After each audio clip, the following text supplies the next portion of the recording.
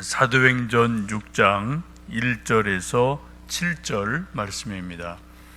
사도행전 6장 1절에서 7절 말씀 합독합니다. 그때 제자가 더 많아졌는데 헬라파 유대인들이 자기의 과부들이 매일의 구제에 빠짐으로 히브리파 사람을 원망하니 12사도가 모든 제자를 불러 이르되 우리가 하나님의 말씀을 제쳐놓고 접대를 일삼는 것이 마땅하지 아니하니 형제들아 너희 가운데서 성령과 지혜가 충만하여 칭찬받는 사람 7을 택하라. 우리가 이 일을 그들에게 맡기고 우리는 오로지 기도하는 일과 말씀 사역에 힘쓰리라 하니 온 무리가 이 말을 기뻐하여 믿음과 성령이 충만한 사람 스데반과 빌립과 브로고로와 니가노르와 디몬과 바메나와 유대교에 입교했던 안디옥 사람 니골라를 택하여 사도들 앞에 세우니 사도들이 기도하고 그들에게 안수하니라. 하나님의 말씀이 점점 왕성하여 예루살렘에 있는 제자의 수가 더 심히 많아지고 허다한 제사장의 무리도 이 도에 복종하니라. 아멘. 초대 교회는 모든 교회가 닮고 싶어하는 모델입니다. 성령 충만한 교회, 부흥하고 성장하는 교회, 성경 말씀이 충만한 교회, 기도가 뜨거운 교회, 또 전도 열매가 많은 교회, 하여튼 교회의 좋은 점을 모두 다 가지고 있는 것이 초대 교회입니다. 그 중에 하나가 또 초대 교회도 사람들 모임이기 때문에 이제 문제가 몇 가지 있는데 또 그 문제를 잘 해결을 합니다. 그래서 모든 교회들이 또 목회자들이 초대교회 사도행전에 나오는 교회를 연구하고 좀 우리 교회도 이렇게 되었으면 좋겠다, 이제 그런 기도와 바람이 있습니다. 그 중에 오늘 본문에 있는 말씀은 초대교회의 특징 중에 하나는 아주 빠르게 성장하는 교회인데 성장하는 과정에서 몇 가지 문제, 소위 성장통이라는 것이 일어납니다.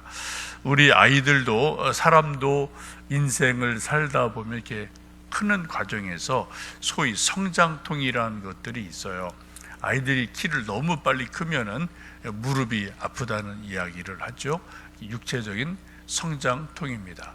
또 우리 아이들 10대, 20대에 사춘기를 아주 심하게 하는 자녀들이 있는데 정신적인 성장통이죠. 키는 막 몸은 커가는데 자기 인격이나 정신적으로 그런 속 마음이 준비가 안 되니까 방황하는 일들이 종종 있습니다. 오늘 초대 교회도 몇 가지 성장통 문제가 일어납니다. 첫 번째 문제는 가롯 유다의 배신과 죽음을 어떻게 해결하느냐, 이게 초대교회 아주 중요한 문제입니다. 근데 그것을 이제 베드로가 사도행전 1장 보시면은 하나님의 말씀, 구약의 예언 말씀으로 잘 풀이를 해서 넘어가죠. 두 번째는 우리가 며칠 전에 보신 것처럼 5장에 아나니아 삽비라 문제가 일어납니다. 이제 바나바 같은 사람들이 재산을 팔아서 하나님께 헌금을 하니까 이제 부럽고 또 그런 칭찬받고 싶어서 아나니아 삽비라가 밭을 팔고 얼마를 감추고 얼마를 헌금하고 죽고 하는 이런 아주 심각한 문제가 일어나죠. 이것을 또 베드로가 잘 이제 기도하고 설교하고 권면해서 넘어갑니다. 오늘 6장에 있는 함께 읽은 말씀은 교인들 가운데 원망하는 문제가 일어났어요. 섭섭한 문제가 일어났습니다. 이쪽 파 저쪽 파 이렇게 좀 갈라진 일들이 일어나게 됐습니다. 그 문제가 이제 구제라는 말이죠. 1절, 6장 1절 말씀 읽어봅니다. 그때 제자가 더 많아졌는데 헬라파 유대인들이 자기의 과부들이 매일의 구제에 빠짐으로 히브리파 사람을 원망하니 라고 말씀합니다. 교회가 아주 빠르게 성장하는 가운데 교인들 구성이 크게 두 가지로 됩니다. 하나는 예루살렘에 살고 있던 토박이 순수한 유대인, 이제 이런 사람들은 이제 히브리파 사람이라고 이제 보시면 되고요. 또 헬라파 유대인이라는 사람들이 있습니다.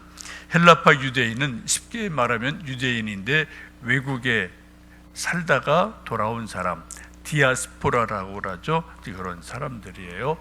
우리나라식으로 말하면은 재미교포, 제1동포, 또 조선족 동포, 이런 사람들이죠. 다 이제 1대, 2대 올라가면 다 우리 한국 사람이에요. 근데 구한말 일제 시대에 이때 어쩔 수 없이 또 뭐죠, 유학을 가든 노동을 가든 또 독립운동하러 가든 하여튼 뭐 한국을 떠나서 이곳저곳 흩어졌던 사람들이 다시 이제 한 뭐 몇십 년 지나서 2대, 3대 후손들이 돌아오죠.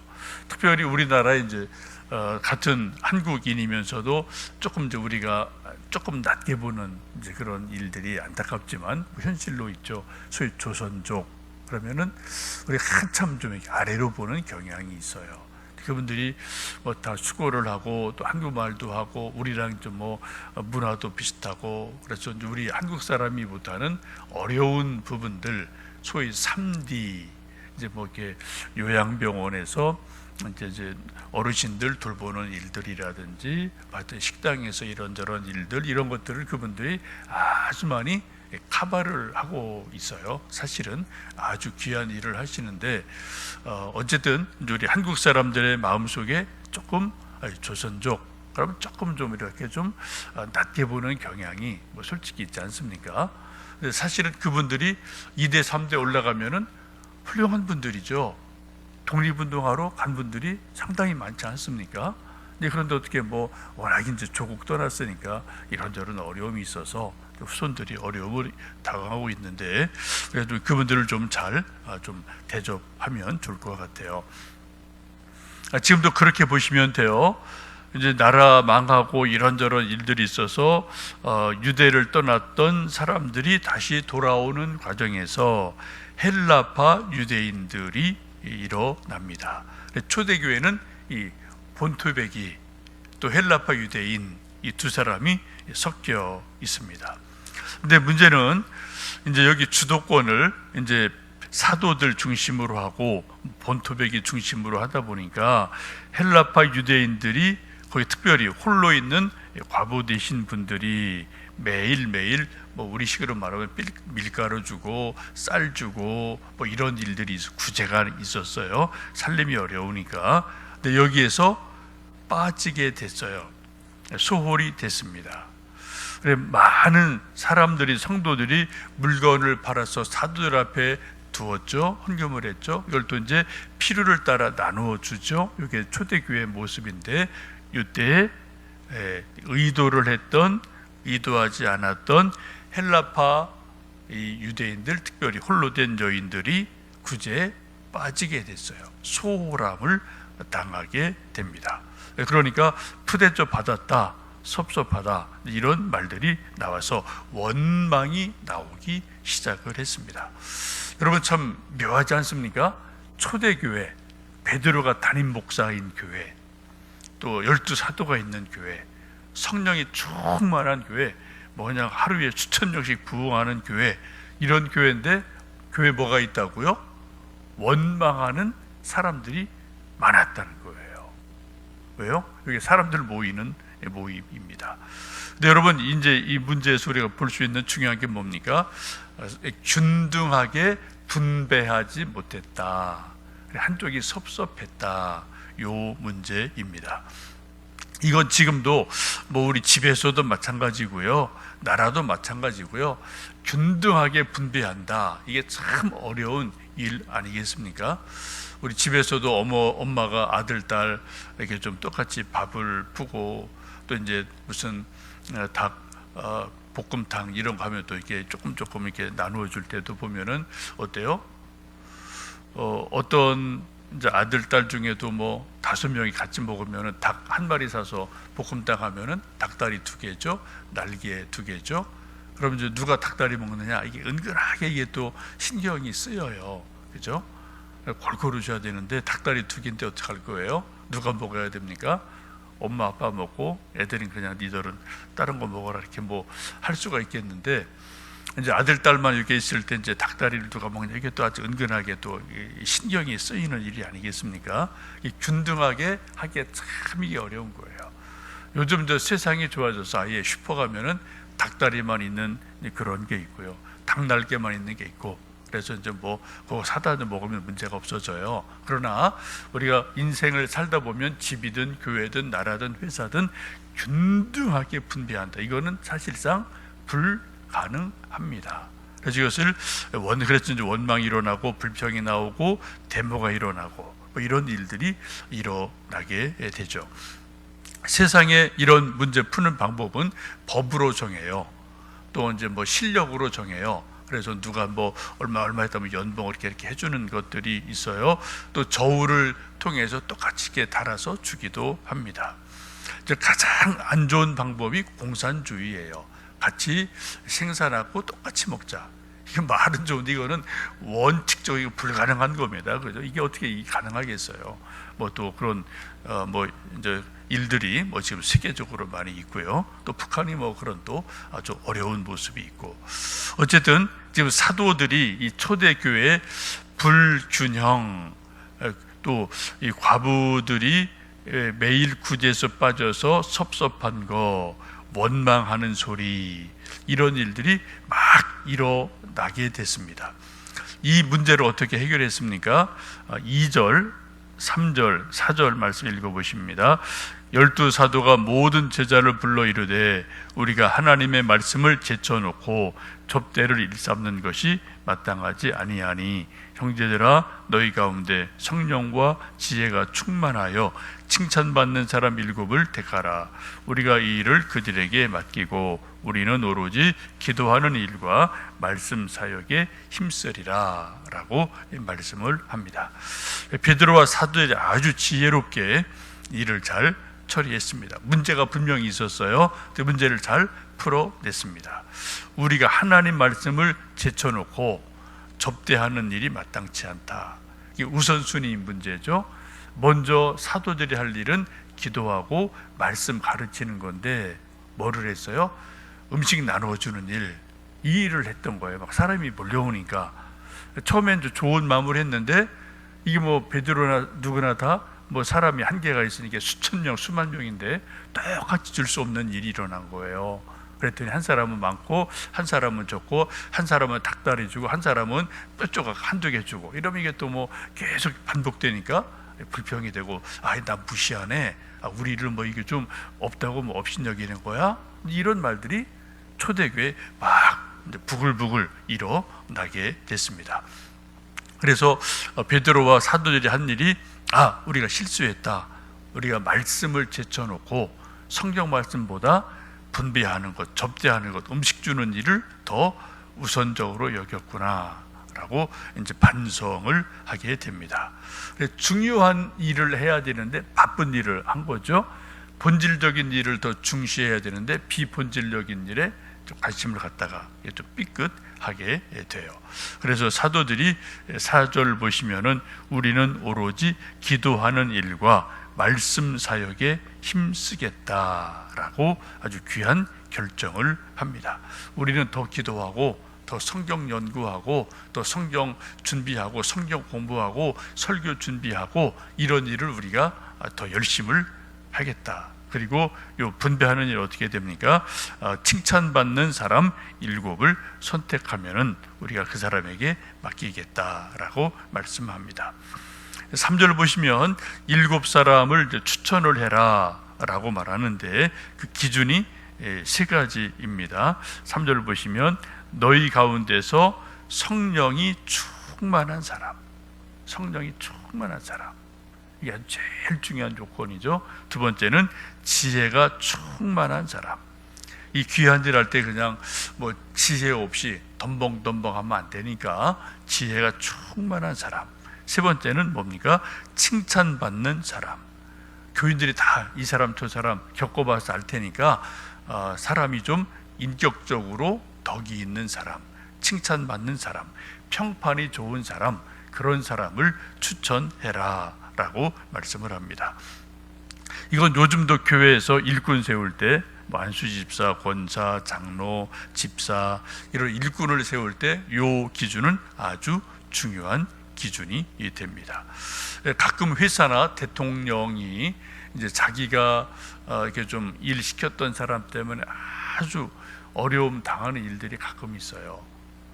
평판을 좀 들어보고 사람들 쭉 평판을 뒤에 아름아름 들어보고 저 사람은 속이 이렇고 겉이 이래. 그렇게 정말 겉과 속이 같은 사람을 써야 되는데 겉으로 번지르르하고 막 뻘좋고 잘생기고 말 잘하고 이런 사람 되게 뭐 이렇게 눈에 띄니까 그런 사람을 뭐 장관에 청와대 무슨 자리에 어디에 앉혀놨어요. 근데 보니까 이 겉과 속이 다른 거죠. 말은 아주 번지르르한데 속은 이게 막 엉터리예요. 그죠? 불법을 하고 뭐 자기 이익 챙기고 이런 일들이 뭐 옛날도 있고 지금도 있고 뭐 언제나 있지 않습니까? 그래서 평판을 듣지 않고 겉모습만 보고 사람 세웠다가 대통령이 낭패를 당해요. 뭐 이런 일들은 한두 건이 아닙니다. 뭐 매 정권마다 이런 일들이 있었어요, 그죠? 좀 이렇게 어려운 문제가 되죠. 그래서 여기 보시면 사람들에게 칭찬받는 사람, 이게 아주 중요한 일이 됩니다. 우리 교회도 뭐 서로 칭찬해 주는 분들이 많아 좋고요.